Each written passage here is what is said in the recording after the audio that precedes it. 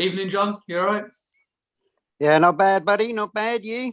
Yeah, not bad. It's Friday again. I'm buzzing for it to be Friday. Not going to lie, but yeah, good week all round. So thank you for watching this week's episode of Two Blokes on the Phone, and you can probably tell we're joined by another bloke. And John, if you're able to tell us or introduce who this new bloke is and this week's chap.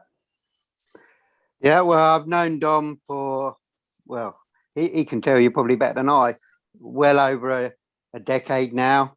I think it was a mutual work experience through youth work, which is quite common in this day and age, meeting people through work. And it was quite clear that we had mutual values and a mutual sort of common love of music, etc. And yeah, although he moved away from Oxfordshire, we've kept in contact. And yeah, you two guys have very common threads and love of football and stuff, and we can get into that. But yeah, maybe Dom can refresh my memory a bit more. Time blurs.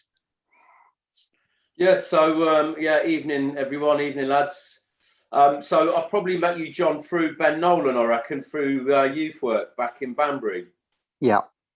And there was that connection through that straight away. And then obviously you guys both kind of followed the Arsenal, and I've never been like a one-man kind of fan. And Ben was able to get tickets to games at Highbury. So that was where the friendship started. And then obviously we discovered like the love of hip hop culture and music as well. And then as our friendship and that developed and our careers developed with employment, our paths kind of, we crossed again, right? When I was doing my social inclusion stuff with NACRO, and you were starting your amazing journey you've had with Streets Revolution. Yeah. No, I remember now. It was Ben who was the mutual contact. Yeah, and it's interesting because you've obviously continued that journey, and you just started a new job this week. Yeah, first week in a new job. I'm working for the local football club. I'm working for AFC Bournemouth, and I've got a job on a program called Kicks, which is a Premier League funded provision to engage with young people who have got barriers to life, and they try and use sport as a tool to engage with them, get positive male role models in there, and deliver a series of positive activities and workshops to try and build self-esteem and confidence. So yeah, just finished my first week. Well, how's it been? We might have to link up, Dom, because on the side, a part-time gig, I do exactly the same for the Aston Villa Foundation as well. Yeah, fantastic, mate. I'd love to chat more about that with you, probably during the course of this, but more in depth about how we can link up, because I think one of the things I've learned in my 20 years of youth work and stuff is the power of networking and keeping good people around you and sharing good practice and stuff like that, and it's crucial. Yeah, I've got some really good contacts over the years, and it's just important to keep in touch with people, I think. Yeah, I mean, it's interesting. You said something there, Dom, that is something that I'm always curious about, and interested to get your thoughts just about that male role model thing within young people and what your experiences are as well, Stuart, because obviously you're working with young people. I've obviously moved away from that, but I've had my experiences. I just wondered what your thoughts on, those sort of male role models, because that's really what we're talking about, and that starts quite young, in people being imprinted and on what their expectation of being a bloke is, really. Yeah, I mean, for me personally, I'm a tutor assessor by day, and then sounding like Batman now, didn't I? By night, I obviously work on Kicks and a few other things, but I think for me, it's just sort of being honest and transparent with young people. I've worked in West Bromwich, I've worked in the Black Country, inner city Birmingham, and I might not always fit the demographic of where I'm working, but I'm sure Don can relate to this. If you take the time to at least listen to the young people and get to know their passion points and just shake their hand. Well, obviously I know you can't do that now, but pre-COVID, shake hands, eye contact. The old COVID elbow. Yeah, elbow, or from a distance, high five. But just engage in conversation and show that you actually care. Because I think that's what a lot of young people miss, is that you're actually there for them. You're there to catch them in, not catch them out. You're not there to throw them under the bus. You want to guide them, but it's their choices, but you'll support them the best you can. That's probably the best way I could describe it, really. I think that throughout our lives, we can all look back to different role models, whether we had them at home or not. I think you get to a certain age when you get into school and sport and other activities where all of a sudden your group of male role models expands, from just your dad, or if the dad's not home, other males in the family or whatever. And, they stay with you forever, right? Those people, they're still there. I can recall them now, their faces, everything about them. And just that, certainly for football, was a place I could go and express, let go of my stressors, and those guys just made you feel warm, welcome, wanted, like you said, Stuart. And I think one of the most important things for me is listening, definitely, and building mutual trust, but also establishing your boundaries nice and early, and being firm but fair, I guess, is kind of the approach, but with a dash of humour thrown into the mix. Because you need to have humour when you're working with young people. Well, yeah. I mean, there's so many interesting points about why football works in that way. There's elements like, I remember having a discussion right back in the early days with Streets Revolution and consulting with the guys about the logo. And one of the guys went, "We want a star on it." I went, "Why? Just a random star on it?" And he goes, "Well, on the football field, I feel like a star. Outside of the football field, I don't." And it was so powerful. And I just suddenly remembered that sort of, this is why football works. It's so multifaceted and multi-layered, as everybody gets something different out of it. But to just this, whether it be escapism, whether it be, they want to feel like that star player, whereas back at home, maybe they're not, and everything else that they're experiencing. It's just, I find it fascinating how obviously they love the game, but how the game can transform people. And I find that really, really fascinating. And I also find it really, really interesting how young people, like you say, Dom, I mentioned it in the last video about what I've described now as a scorekeeper, who made you understand how to measure success in life. And I know very definitely very early on, which obviously was a trigger for me to get into youth work later, was a youth leader, Andy Upson, shout out to him, who helped form my identity when I didn't really know what being a bloke was, what being a male was. And not that I didn't have a male role models around, but as we talked about last time, they weren't able to express that. And I find it fascinating, how football can be that facilitator.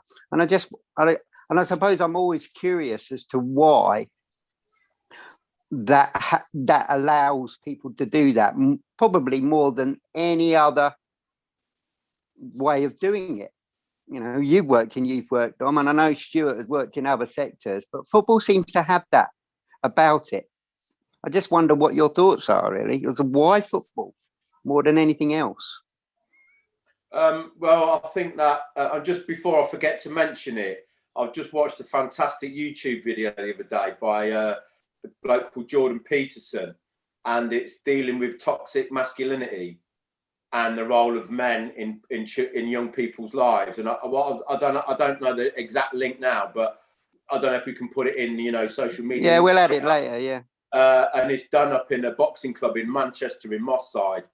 And there's a wide range of different men, different ethnicities, etc., that are involved in it. And it's a very powerful thing to watch. So yeah, I'll put that link in later. But I think that, and football can be really guilty of toxic masculinity. If you don't. No, just thinking when you said that, and yeah, if you don't pitch your project right, and your focus is about winning at all costs and everything else that goes with that, then you're going to lose a large percentage of the people you're trying to engage with. That's in my opinion, you know. Yeah, I think you've made a valid point there, because I'm sure you've heard this. Oh, can you sign me for Bournemouth? Can you sign me for Bournemouth? You know, and it's like, you know, obviously if you're the exceptional talent, etc., we'll signpost it. But for me, it's more about like, we want you to be better people than better footballers. That's how I've always said it. Like, you know, say hello, tidy up after yourself, because the amount of times over the last month or so, well, prior to that, they leave the pitch and there's bottles everywhere and there's a bin like 2 yards away. I've purposely made them come back and tidy it up. It's, you know, those good habits. And like you said, yeah, it's great to win. It's great to hit one in the top bin. But for me, there's, like John said, football has so much more that it can teach you. And I think the streets revolution, John, going back to that and the sort of work I was doing with people in recovery and stuff as well, was actually about the ones who were the least able, almost, you know, and what was their role going to be within it. Because when it came to games, you know, they might not have had the ability or the fitness or whatever, but there was still roles available. You know, the classic carrying the bucket and sponge on, running the line, helping with the kit, you know, doing a bit of admin, you know, and gradually always finding a level, a tournament level or a friendly level where they can have a game and stuff. Because there are always days when you run football teams when a couple of your main players don't turn up, and you've got those ones who turn up week in, week out, but they're just not quite good enough and fit enough, bless them, you know. You try and give them 5-10 minutes, but then one week they get a full game, and like to see their faces, you know, after that. And as well, what's really important is how the team treat them is a real marker for me of where you're at with your development of a group of men to be better people, you know. Yeah, we had lots of conversations like that, especially when it came to like the classic sort of referees and how they were talking to referees. And I was just like, you really enjoy playing football? Yeah. It won't happen unless, you know, this guy turns up. So why are you talking to him like that? Because we won't have any games, you know, and we can't play with 8 players. So you better talk to that guy a lot better, otherwise he ain't turning up. And just understanding that collective, really. But I also think it was more to do with like the components. And when you talk about toxic masculinity as well, I was very interested. We start to get onto real big topics, really, when you start to think about like how many openly gay footballers are still able to come out. None. I can't, off the top of my head, probably 1 or 2, you know. And so that's still rife within football, and racism obviously still rife within football. Just this mentality, especially when you start to, you know, we've got well versed and probably grown up of a certain age, getting used to seeing black players. How many Asian players are we now seeing that are second generation born in this country? There's still these barriers, you know, and this masculinity in that dressing room, anything that's allowed to be said, you know, and that mentality, we try to drive that out. It's not about that. It's not about that, you know, and when you try and get rid of that, it's a real shock to a lot of people. They really react to, well, if I'm not winning, what's the point? You know, and you got to underpin why that is. And I think that's what we try to sort of do by talking in these formats a lot, is underpin, yeah, but why do blokes feel like they need to react like that? Where's that coming from? I find that fascinating. When you start to have the opportunity, really, football just gave me the opportunity to have a conversation. That's all it was. It was just, well, I knew if I put a football down, they'd come out and have a chat. Yeah, I mean, I've not experienced yes, I've been in changing rooms as a coach and as a youth worker as such, and as a player. But for me, I think Dom alluded to it early, you know, setting the ground rules. But, you know, I've been very fortunate to have travelled with you, John, to quite a few countries to see how football has the opposite effect to what you said, how it brings people together, you know, and whether it was in the middle of that Adidas place in Berlin, Norway, Ghana, Glasgow, you know, throw a football in, you know, you're having conversations, you're having, you know, oh, you support that team, or you're from this country, and you have a chat. And I think Don made the point, like role models, or you both have, you know, I've never been in that environment really where, you know, it's, yeah, things get said in the changing room, but it was within the boundaries. Where I'm keen to sort of maybe be a fly. I watched a documentary actually, and it's on BT Sport, about the Crazy Gang, and was it John Scales he went to Liverpool. Yeah. And I think like he was talking, and he was almost in tears. Like, and obviously I kind of knew the Crazy Gang, I didn't know it well enough, and he was like, he couldn't talk. He was like, I'm scarred by what was going on. And then you think, oh wow, like, so there has been some sort of progress, but like you said, John, like there's clearly not enough, you know, because there's still so many things happening like today, which is embarrassing, I think. And I think sorry, John. Go on, Dom. And I think going back to that, I'm almost not going back on what I said, but I also think of the power of the dressing room as well, and the power of characters in the dressing room. You know, it's not all bad. I remember we had a very quiet dressing room with this group of players, and we had this Scouse fella who come in. He was the oldest bloke there. You know, he had a life full of drugs and crime and everything to go with it. But football was the one thing, you know, that kept him going. And he was volatile, but he was hilarious. He was hilarious. Do you know what I mean? And like once we got him into the team, it just changed the dynamic in the changing room totally before games. You know, that awkward silence, like it was gone because he would just banter, and it got, you know, it had that positive effect. But I think, you know, the Crazy Gang, I mean, how many alpha males were in that changing room? I mean, you know, if you're in a world of alpha males, you know, which is not kind of for me, you know, that's why I've never thought about understanding my skill set. You know, I don't want to go into business because I'm not driven to be the you know, Johnny Big Balls who makes the most money and the most sales. It's not important to me. So, you know, aligning your values with your life choices and your career choices around your identity as a man, yeah, you know, it's really important, because otherwise you can end up in an environment where you're totally out your depth and you feel like you said, Stuart, you know, you got to play up to these big characters. And, you know, for to hear a professional player like Scales saying the impact it had on him, you know, it's bullying again, I guess, isn't it? Yeah. And I mean, that culture, really, depending on where you work, it's really interesting.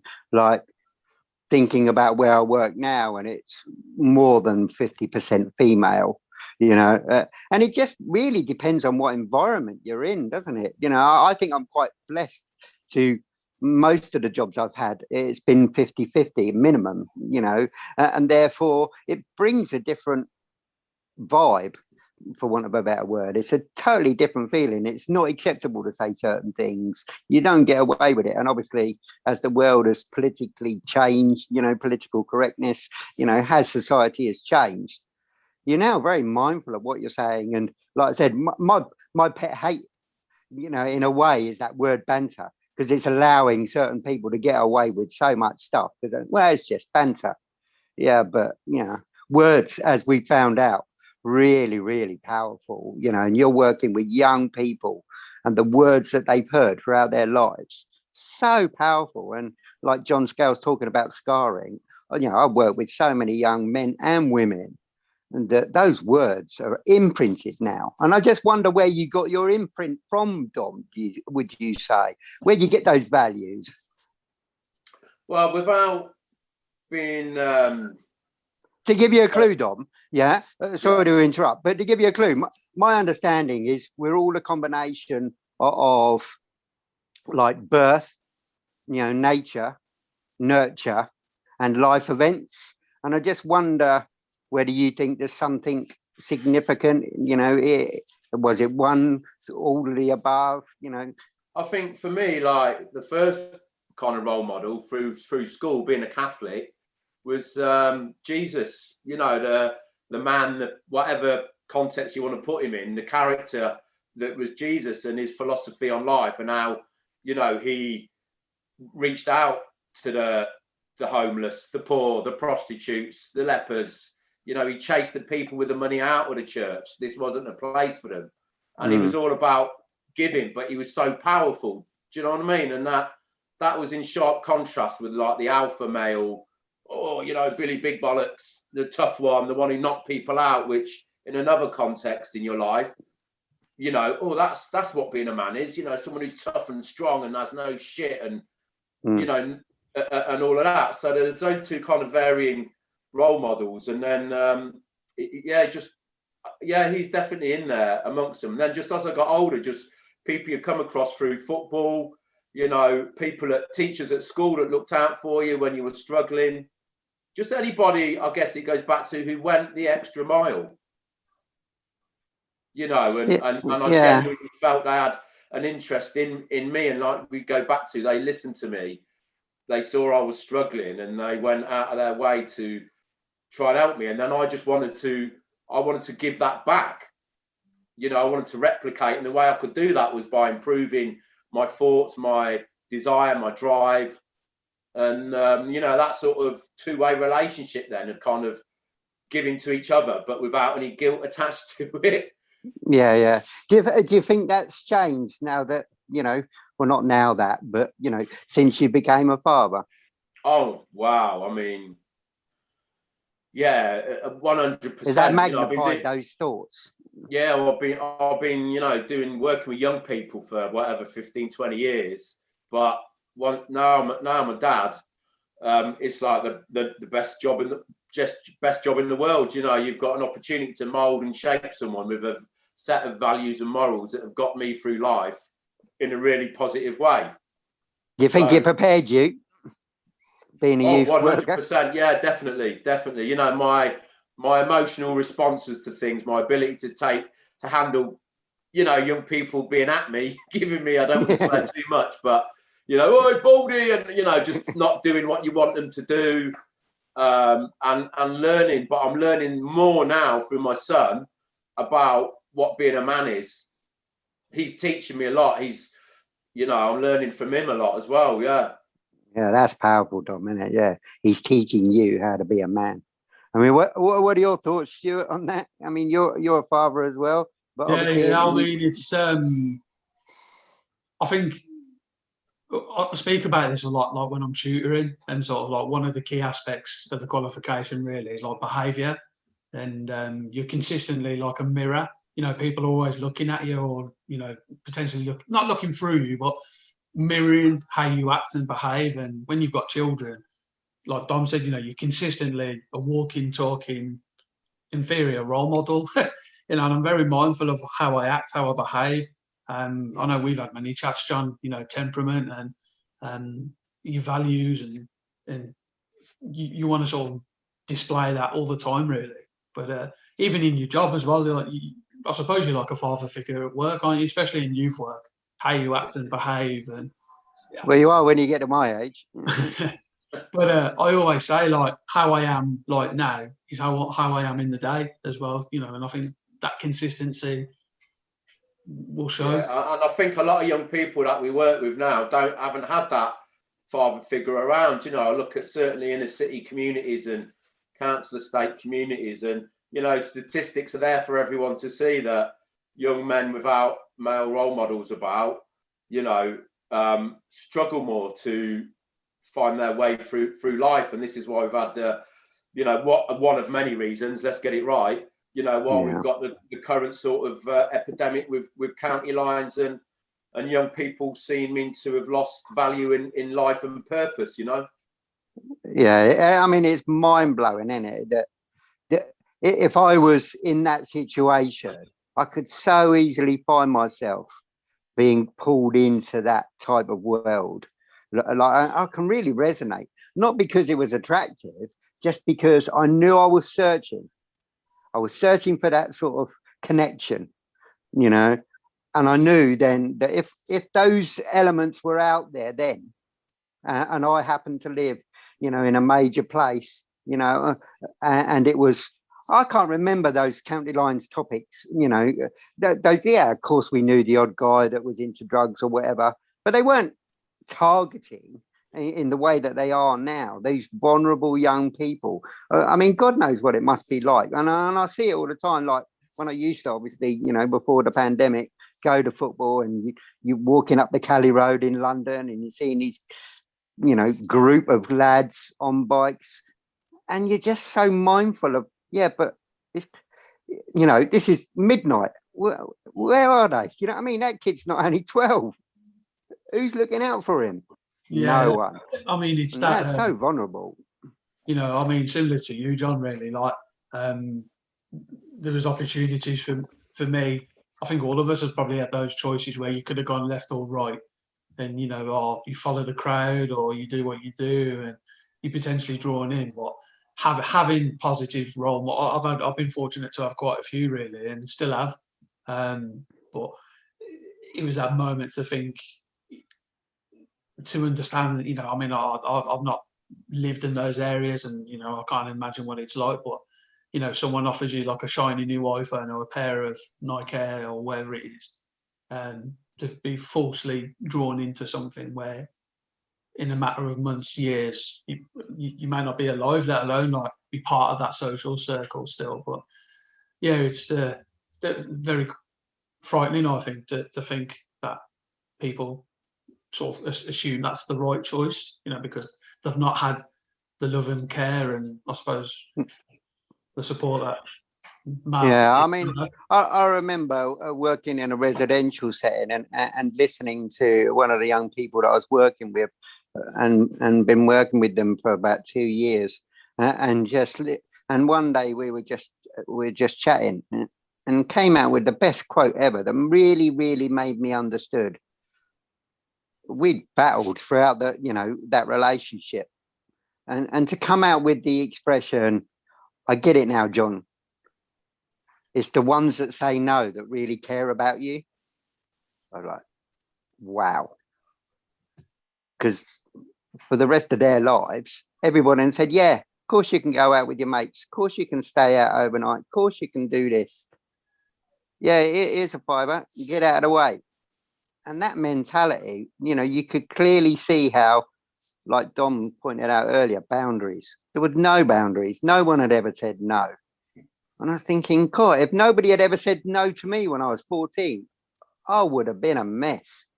And God knows where I would have ended up.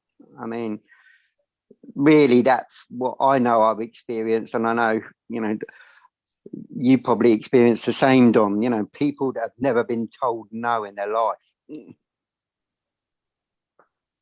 Yeah, I mean, that happens with not just, you know, kids from single parent council estates. So, you know, that happens with millionaire children, you know, that get what they want all through life. And again, you know, go into that cycle of fake ego and everything, you know, and I think behind all of these individuals, the alpha male, toxic masculinity, you know, when we start looking at feelings behind behaviors, which is what it's about, rather than reacting to behaviors we're seeing in front of us, it's about, well, why is that going on? What are the feelings behind that? What are the reasons why they're behaving that way? And I think you got to start looking at, you know, back to the amygdala, the core part of the brain, and thinking about the flight or fight, you know, and that ultimately is our strongest, is our defining, that's how we respond to everything, you know, and most of it's based in fear.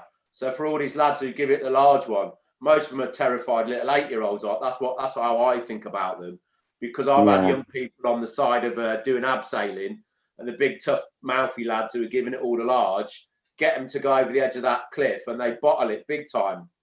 And then the kid who's quiet and has been bullied a bit, but has been given confidence and support, is down there. They go down, you know, and that sort of leveling experience is really, has been really powerful in youth work as well. And moments like that, you know, my own personal belief is that I have to look at these kids and think they're all full of fear, and some display it by being in your face and aggressive, and some display it by retreating, hiding away. Don't see me, I'm not here, you know. And those kids, their mental health declines. Whereas the other kids, you know, they get into criminality, you know, and they get into aggression and violence as a way of domination and thinking that they're getting respect. But, I mean, you see it all the time, don't you? You see it all the time. I mean, that's one of my sort of, we all have, you know, stories and anecdotes. And I just remember, like, one of my proudest things, apart from sort of under the age of 16, shall we say, that since I've been an adult, I haven't been in a fight. But the way to avoid it, and I've probably said this to anybody that knows me, I remember I was like 25, been out to the nightclub, queuing up at the doner kebab van afterwards, and a guy pushed in front of me. And I was like, well, what? You know, and he was that alpha male guy, you know, giving it the big in front of all of his mates. And I called him out. But I called him out in such a way, I stood on the bench beside the van and said, well, what's your problem? He said, I'm going to smash the fuck out of you in a minute. You better get down. I went, why are you going to do that? You think you're harder than me? He went, of course I'm harder than you. And so I screamed at the top of my head, pay attention, everybody. Joe Bloggs is harder than me. It's going to be in next week's Herald. Just so we get that out of the way, so we don't have to have a fight. And his face just went red. And he just walked off. Because I called him out on, you're trying to do something for no reason. And I could tell you don't want to fight. I could tell he didn't want to fight. He just wanted to impress everybody around him. He's the alpha male. When I called him out, you're harder than me. So what? I'm going to put it in the Herald next week. Now what do we fight about? And it just killed it. Killed it. And I want to know, mate, did you get your kebab in the end? Oh, yeah. It was well good. I think somebody even paid for it because they knew where that was going. See, and, you know, you model good behaviour. You got your rewards.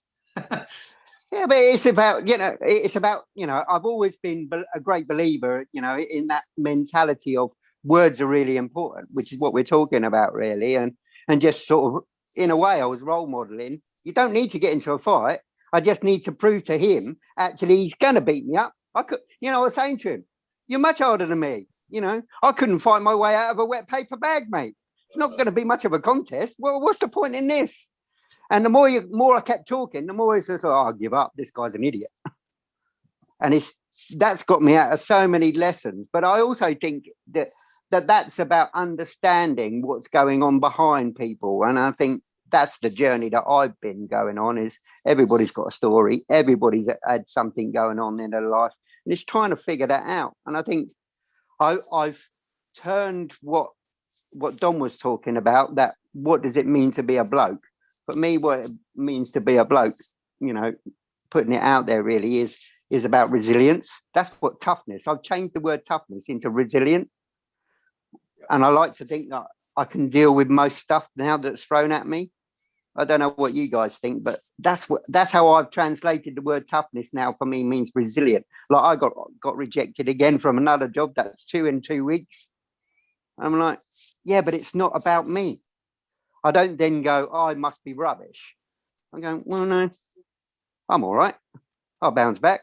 Been here, done that before. Yeah, to answer your question, John, and Dom, I'm sure you can relate to this with the work that we do. That I don't want to sound like back in my day when I were a lad, but I think a lot of young people now, it's that immediacy, like that now, they want it now, that gratification now, that reward now. And, and don't get me wrong, I think there's times where I still feel like that, but that resilience to like go out and try again and, or fail first attempt in learning. A lot of young people are like, well, no, like, I don't want to work hard. I don't want to graft. I don't want to build consistent behaviours, and sort of sometimes they want that easy win, especially in some challenge like county lines in the city areas. Like if someone presents something to them and it's a way of earning quite a few hundred quid quick, but then it's like, well, I think it's unfortunate.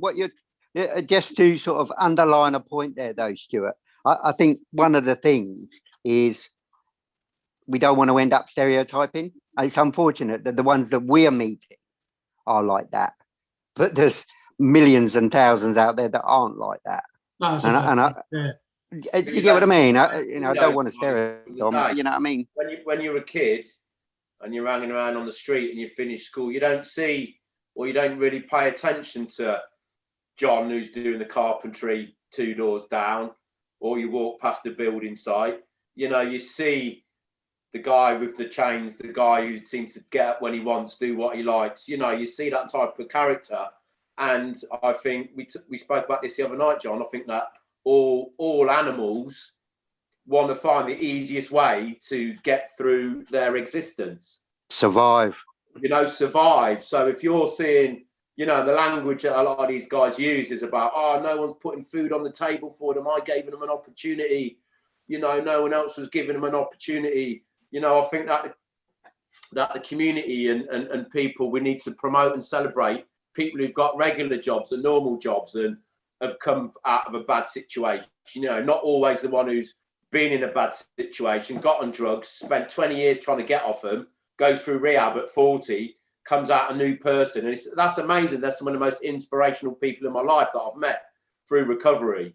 But also, you know, we need to try and get these people into work, to come to young people and talk to them and say, look, this is what I do, mate. You know, work experience needs to be better. There's so many barriers to giving young people a broad experience of transitioning into the adult world, because it's terrifying.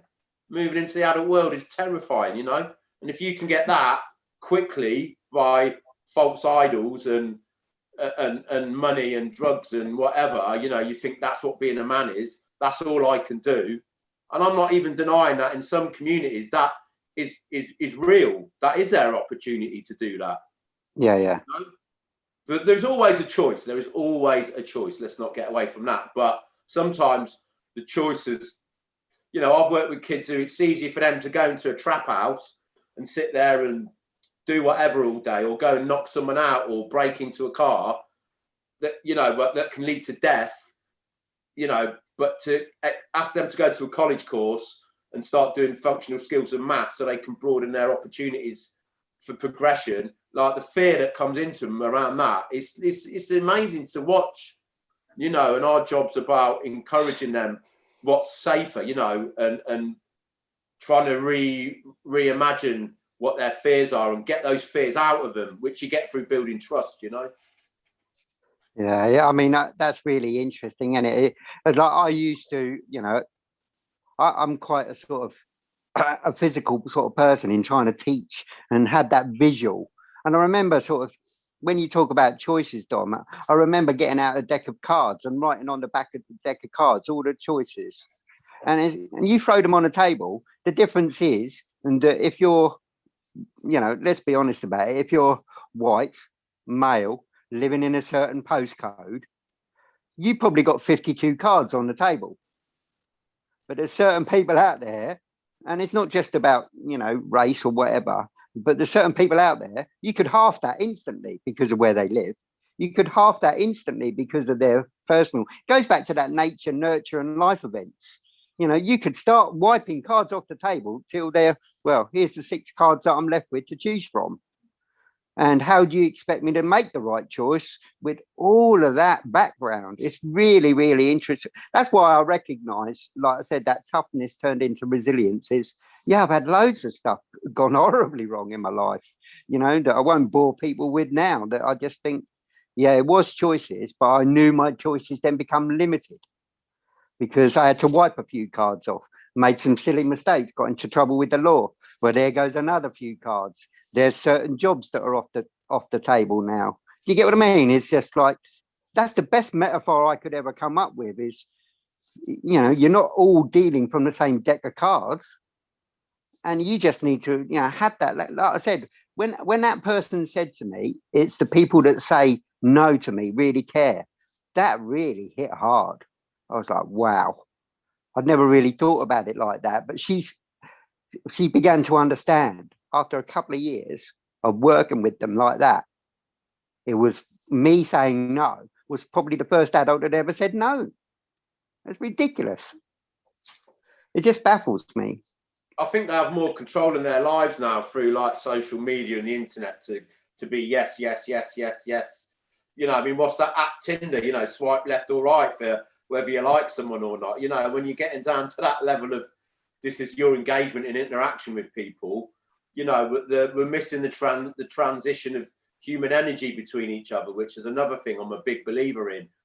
You know, they talk about, oh, when someone comes in the room, you can feel their presence, or, you know, and that can be through fear, or that can be through love, and that can be through truth and being genuine, you know what I mean? And so I'm a massive... And that gets harder and harder, doesn't it, Dom, in lockdown? Yeah. With everything that's going on, that's harder and harder. I think, like you were saying, you know, you using that, you know, catchphrase, you know, not all heroes wear capes.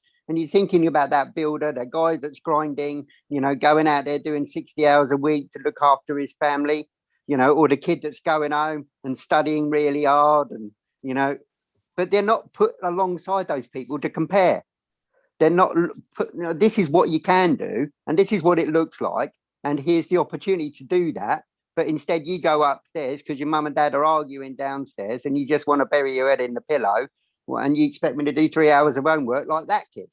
Well, no, there goes another few, cards off the table. And it's really interesting how that forms who you are, and like we said in the beginning, how that carries through your life, and you're still then fight or flight, because that's what they grew up with. Well, do I leg it or do I stand up to my old man now?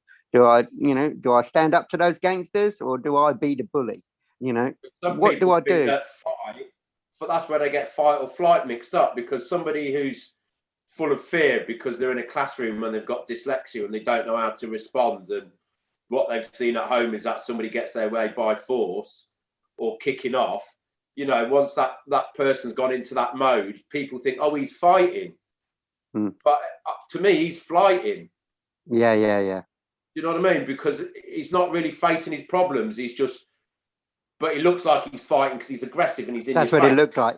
Yeah, I talked about the other day about how I'm starting to recognise that all of my emotions that are negative emotions, all are really then ultimately presented in anger in some way, shape or form. If I'm annoyed that I get passed off from the job, that turns into frustration. Well, that's just another word for low-level anger. That's what it is. That's what's coming out. And it's learning that emotional language is something that I didn't really understand probably until I was 25 onwards and began that journey. But up to then, I was like, emotional language? What on earth are you talking about? Are you talking about birds? Oh, I love that bird. Is that what you mean? That's really all it meant, is love or hate. Those were the only two, very binary. It's love or hate. I hate it, and so he kicks off.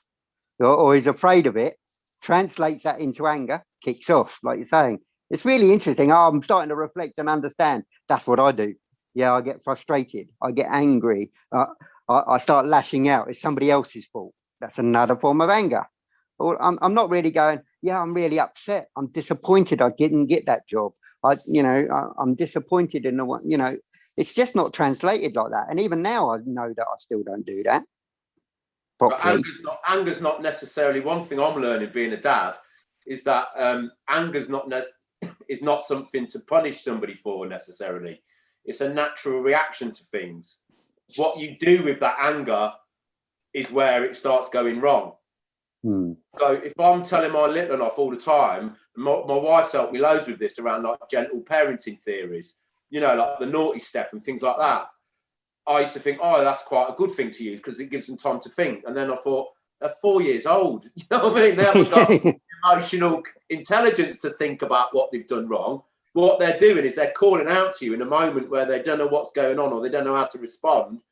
And rather than saying, okay, I'll come here, let's work through that, let's talk, you say, go and sit over there until you've thought about it. Yeah. And then by the time he's come back, it's a bit like a dog. Oh, there goes another ball, isn't it? That's what's going on in a 4-year-old's head. It's 5 minutes later, he'll come back and go, oh, where's my favourite toy? His head gone. He's forgotten about what was happening 5 minutes ago. The moment's gone. The same with a dog. Always remember there's a guy called Caesar Milan, the dog whisperer. And I got obsessed with watching him a lot. And I just loved his theories about things. Do you know what I mean? About that, what you just sort of mentioned then about dogs are in the moment. Yeah. They don't hold things. And but if we when every time a child does something wrong, we chastise them for it rather than try and understand why they're feeling like that, then that connection keeps building and building, doesn't it, in their brain? I'm angry. I've done something wrong. I need punishing. Oh, I'm angry. And I just think that we can try and take different approaches to it. And building those bridges, like you say, isn't it? Young people we work with, Stuart, that a lot of the stuff we're talking about, again, they're not going to understand these concepts and stuff yet because you have to have life experience. Your emotional intelligence changes as you get older. So for me, one of my challenges is how do I help young people understand some of these really complicated emotional intelligences that I've built up over 50 years. Mm.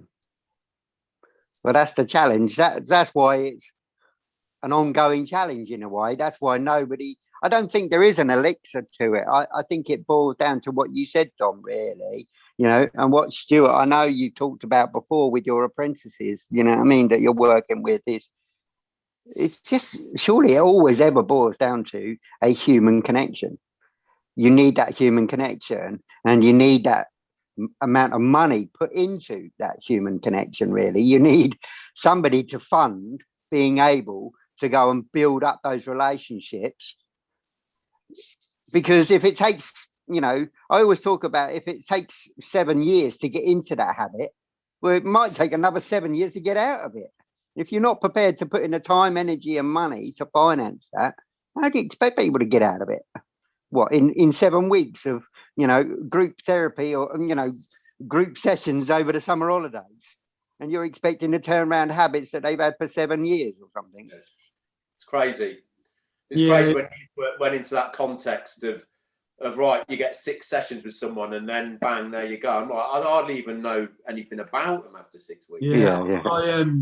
I get frustrated with, I'm sure, putting you on the spot a little bit, Dom, but like NEAT programs, NEAT young people, then they've done a course, and then like John said, so many. Well, I think you said as well, Dom, 6 weeks with you, and you expected to try and like the funders want you to try and get them a full-time job, and I was like, well, what about like the 5-10 years before that, and then they do another program, a NEAT program, and then the cycle. Yeah, I know sometimes you need to have that journey, but the amount of people I've come across, and they've just been on program,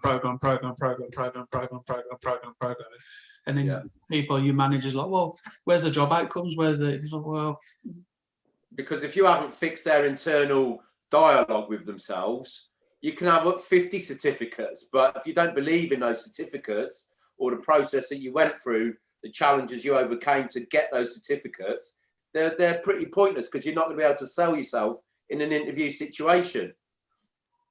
No, I mean, I find, like you said, really, I think it's really, really interesting, because obviously that's the famous, poem from Rudyard Kipling, and give me a boy of 7 and I'll give you the man. And you're just thinking, well, maybe it's too, for some people it is too late, and we talked the other day, Dom, about, the guy on death row that basically wanted a death sentence. It's just like he'd given up on himself and was literally forcing society to end this misery, and sometimes you just have to recognize, and I remember being at a conference. It's the most powerful story I've ever heard to advocate the principle that I'm probably talking about. Was they did a pilot program in Tower Hamlets, and they identified one of the worst sort of families that was on their books, and in these multi-agency meetings. And it was one particular woman that they case studied, that she had 2 children in school age. She was an alcoholic, literally had her favorite mug and wouldn't let go of it. And instead of, you think, she was, she'd been tried to be evicted twice that year. So they were just adding up all the agencies, all the different interventions, all the different people. And they went, no, it's about time we tried something new. All they did was they gave her one person, social worker. Her job was to be with that family for the rest of the year. And she would literally be there knocking on the door, 8 o'clock in the morning, feeding the kids, getting them off to school, getting mum out, getting mum dressed, helping, whatever it is. If she wasn't home, which she wasn't sometimes, she'd literally walk the community and try and find her.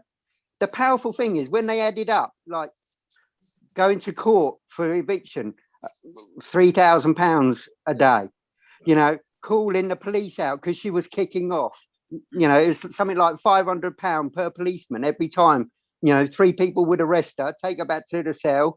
Somebody would have to look, emergency social workers, you get the vibe, and they added it up, Dom. I won't even let you try and even guess the amount that they spent the previous year was over 350,000. They added up. This one social worker for 1 year got the kids back in school, full attendance, and mum off alcohol. And by the end of 2 years, she'd enrolled in university. 28 grand, I think it was, for one social worker. You do the maths. I was like, wow. And that's the level that's needed. I got some literature through for my new job from the Premier League, and you've probably seen it, Stuart, and it says compares the cost of sending a kid to Eton for a year and the cost of sending a kid to custody for a year, and they're about the same. And it just makes you think, well, why can't we invest that in somebody in the community, you know, rather than in custody? But that would lead, what I think about that would lead me down a completely other wormhole, and we don't have time. Yeah. You're going down that. Don't get all left-wing socialist. No, I'm not.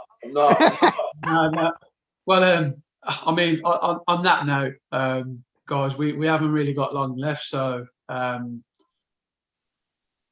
think we could carry on for another 3 hours with this conversation. I think there's as we've said before, Stuart, I think sometimes we always need a part 2, and maybe we'll catch up down the line, and maybe we'll end up having a conversation about music, you know, which is a common sort of commonality that we talked about before. We haven't even touched upon, you know, the love of Dom's hip hop, and you know, and all of that sort of stuff. No, look, he's rocking the old school Beat Street. Yeah. I mean, there's so many commonalities, and I think it, like I said, I really enjoy. It's having the opportunity, you know, as I always like to sort of conclude, I think it's really important to have the opportunity. I know all 3 of us can really conclude that we're blessed in having a network of people that we can talk to, vent to, not being afraid. Like, I know you talked to me about how you're feeling the night before going to work, Dom, and, you know, all of that sort of stuff. And I know lots of people reached out and supported you. And really, that's what it's about. I love talking to other people and just being honest and being real, you know, and just saying, yeah, felt like really shit, you know, at work the other day when I got told I, you know, didn't get that job, you know, and butting heads with somebody, and what I call politics with a small p. We all have those fears and doubts. That's never going to change, but it's that resilience. Next day, bounce back, go again, you know, and actually you find out the experience is not that bad. And we're all really blessed. That's the one thing that I probably end every single time with when I go to bed is, yeah, quite fortunate, really. Got people I love, people that I can call, people that will help me, you know what I mean, get me through that moment. I just hope everybody else has, really. That's my sort of closing thoughts for the day. You know, I hope everybody's got somebody like that. If not, you need to go and find them, really. So, yeah, Dom, well, pleasure meeting you, and knowing that we work in the same sector, no doubt we'll be in contact, because like John said earlier, football is a great tool, and it's a small world, isn't it? The world of sport and music, and 9 times out of 10 you end up collaborating with great people. But for those of you that are watching, we will hopefully have some exciting developments moving forward, some potential Facebook lives. We may be venturing out into Clubhouse, so like, share, subscribe, and Dom, thanks for your time again, massively appreciate it, and keep checking in, and we'll see you all soon. Peace.